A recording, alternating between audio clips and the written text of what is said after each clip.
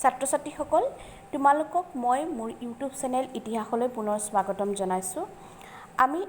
আগতে মানৱ বিৱৰ্তনৰ ইতিহাস পঢ়ি আহিছিলোঁ। এতিয়া মই তাৰ বাবে এটা দ্বিতীয় ভিডিঅ'টোলৈ তোমালোকৰ ওচৰলৈ আহিছোঁ। আশা কৰোঁ তোমালোকে কথাখিনি মন দি শুনিবা। এতিয়া প্ৰাইমেট নামৰ এটা শ্ৰেণীৰ জীৱৰ সৃষ্টি হৈছিল আজিৰ পৰা প্ৰায় 360 পৰা 280 লাখ বছৰৰ আগতে। জীৱৰ যেতিয়া পৃথিৱীত জীৱৰ সৃষ্টি হৈছিল তেতিয়াই প্ৰাইমেট শ্ৰেণীটোৰো সৃষ্টি হৈছিল। এতিয়া এই প্ৰাইমেট শ্ৰেণীটোৰ ভিতৰত পৰে দীঘলনেজীয়া বান্দৰ আৰু খৰানেজীয়া বান্দৰ। এই দীঘলনেজীয়া বান্দৰবিলাকক আমি সাধাৰণতে মাংকিজ বুলি কওঁ আৰু খৰানেজীয়া বান্দৰবিলাকক আমি সাধাৰণতে কি বুলি কওঁ এপ। আৰু খৰানেজীয়া বান্দৰবিলাকত পৰে চিম্পাঞ্জী, গৰিলা, ওৰাং উটাং আৰু মানুহৰ পূৰ্বপুৰুষ হোমিনোইড।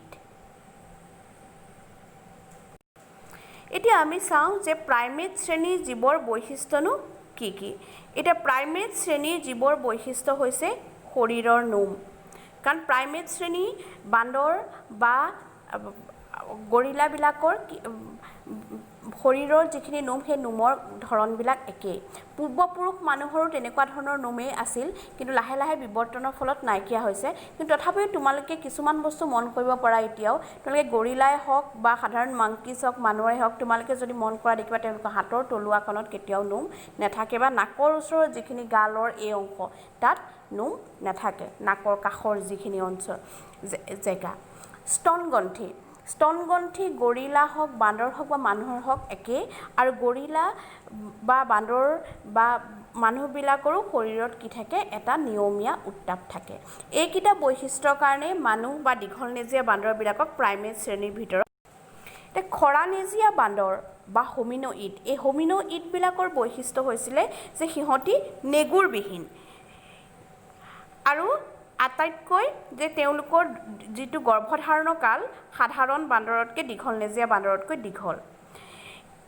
সিহঁতি দুটা হাতেৰে সন্তান কঢ়িয়াব পাৰে আৰু সিহঁতৰ সন্তানবিলাক আত্মনিৰ্ভৰশীল হ'বলৈও অধিক সময় দীঘলনেজীয়া বান্দৰতকৈ অধিক সময় লাগে। তো আৰু এটা তেওঁলোকৰ বৈশিষ্ট্য আছে যে সিহঁতৰ যিটো শৰীৰৰ গঠন, শৰীৰটো সাধাৰণ মাংকিজ বা দীঘলনেজীয়া বান্দৰবিলাকতকৈ অলপ ডাঙৰ। এই হোমিনোইডবিলাকৰ ভিতৰতে প্ৰায় 280 লাখ বছৰৰ পাছত, মানে এই হোমিনোইডখিনিৰ সৃষ্টি হৈছিল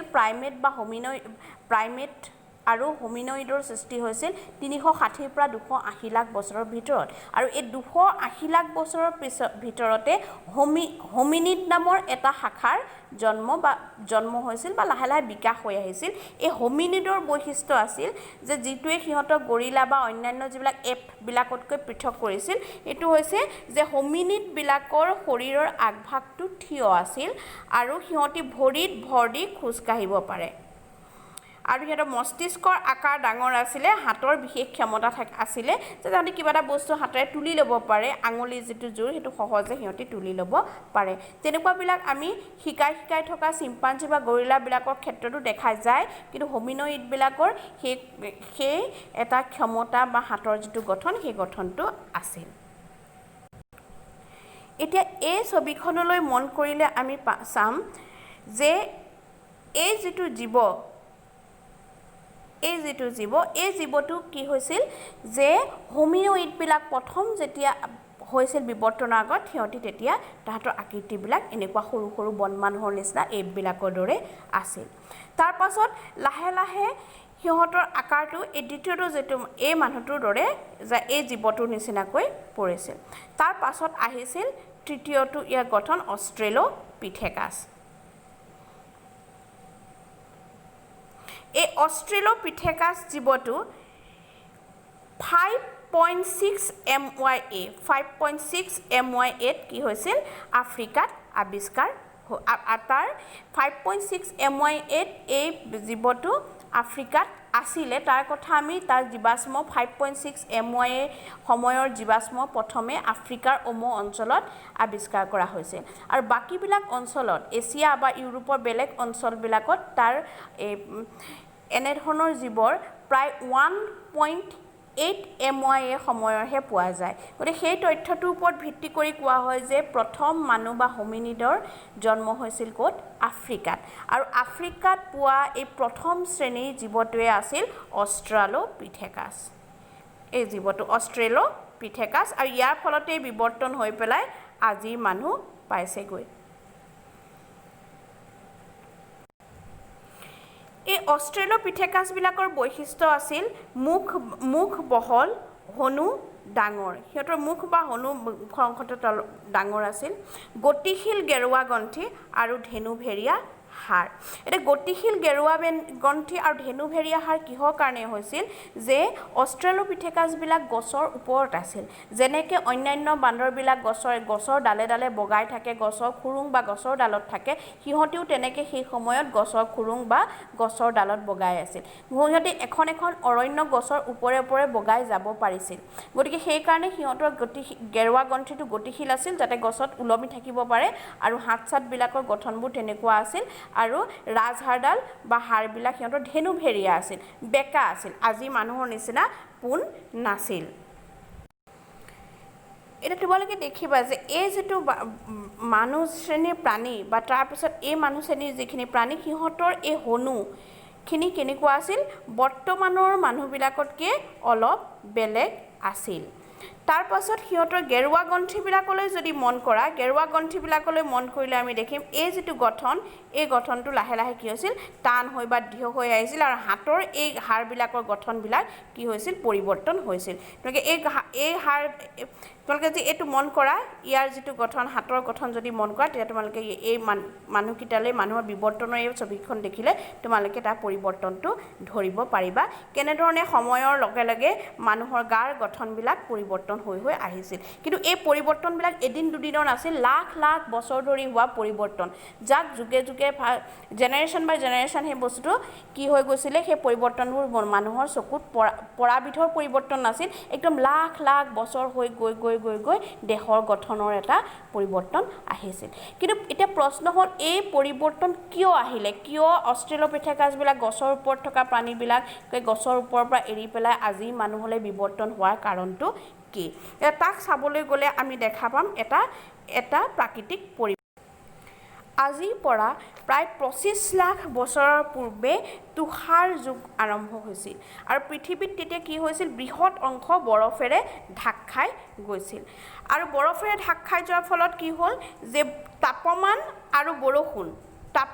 আৰু বৰষুণৰ পৰিমাণ কি হৈ গ'ল হ্ৰাস পালে হ্ৰাস পোৱাৰ ফলত ডাঙৰ ডাঙৰ অৰণ্যবিলাক কমি গৈছিল আৰু তৃণ অঞ্চল বাঢ়িছিল কাৰণ তাপ আৰু বৰষুণ দুটাই ডাঙৰ ডাঙৰ অৰণ্য গঢ় দিয়াত সহায় কৰে গতিকে এই যেতিয়া লাখ লাখ বছৰ ধৰি নাইকিয়া হ'ল যুগৰ এই তুষাৰ যুগ অহাটোৰ যি পৰিৱৰ্তন সেই পৰিৱৰ্তনটো এবছৰ দুবছৰ নহয় লাখ লাখ বছৰ সেই পৰিৱৰ্তনৰ ফলত কি হৈ গ'ল অৰণ্যবিলাক নাইকিয়া হ'ল গতিকে অৰণ্যবিলাক যেতিয়া নাইকিয়া হ'ল তেতিয়া অষ্ট্ৰেলোপিথেকাছবিলাক কি হৈছিল হাবিত অভ্যস্ত আছিল হাবিত অভ্যস্ত থকা অষ্ট্ৰেলোপিথেকাছবিলাক কি হৈ গ'ল তললৈ নামি আহিল সিহঁতি বহুত দূৰ খোজকাঢ়িব লগা হ'ল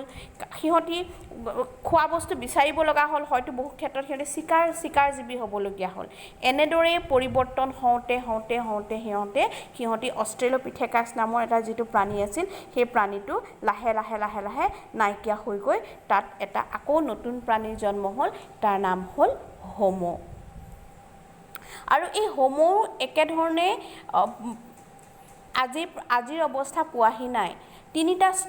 প্ৰায় তিনিটা স্তৰত এই হোমো আহি পেলাই আজি অৱস্থা পাইছেহি এই হোমোৰ বিৱৰ্তনবিলাক আমি তিনিটা স্তৰ বা তিনিটা ধৰণে আমি ভাগ কৰোঁ এটা হৈছে হোমো হিবিলিছ হোমো ইৰেক্টাছ আৰু হোমো স্যাপিয়েন্স বা জ্ঞানী মানুহ এই বিৱৰ্তনখিনি কিয় হৈছিল কেনেকৈ হৈছিল আমি সেই কথা পিছত আমি পঢ়িবলৈ পাম কিন্তু কথা হ'ল যে এই হোমো বা অষ্ট্ৰেলোপিথেকাছ এই দুইটা শ্ৰেণীৰ মাজত যেতিয়া অষ্ট্ৰেলোপিথেকাছবিলাক পৰিৱৰ্তন হৈ হৈ হোমোলৈ পাইছিল তাৰ কেনেকুৱা ধৰণৰ পৰিৱৰ্তন আহিছিল অষ্ট্ৰেলোপিথেকাছৰ তুলনাত হোমোৰ মস্তিষ্কবোৰ ডাঙৰ হৈ আহিছিল মানে মস্তিষ্ক ডাঙৰে কি কৰা যায় ই বুদ্ধি আৰু স্মৰণ শক্তিৰ বৃদ্ধিৰ কথা সূচায় আৰু দ্বিতীয়তে কি হৈ গৈছিল অষ্ট্ৰেলোপিথেকাছতকৈ হোমোবিলাকৰ যি